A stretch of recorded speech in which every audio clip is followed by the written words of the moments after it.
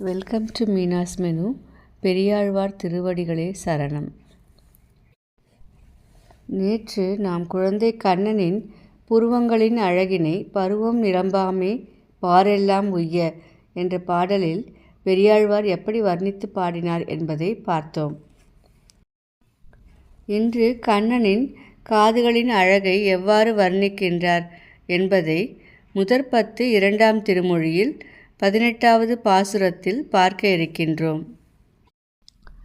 மண்ணும் மலையும் கடலும் உலகேழும் உண்ணும் திறத்து மகிழ்ந்துண்ணும் பிள்ளைக்கு வண்ணம் எழில்கொள் மகரக் குழை இவை திண்ணம் இருந்தவா காணீரே சேயிழையீர் வந்து காணீரே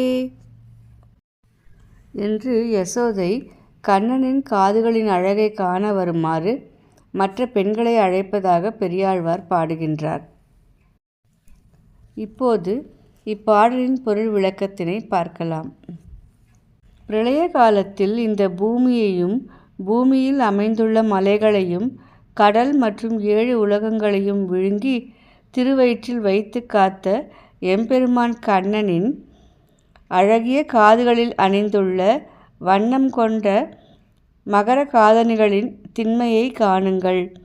அழகிய ஆபரணங்களை அணிந்துள்ள பெண்களே வந்து பாருங்கள் என்று யசோதை ஆயர்குல பெண்களிடம் அழகிய மகர குழைகளை அணிந்த கண்ணனின் காதுகளின் அழகை காண அழைக்கின்றாள். நாளை முற்றிலும் தூதையும் முன் கைமேல் என்ற பாடலை காண இருக்கின்றோம். பெரியாழ்வார் திருவடிகளே சரணம்.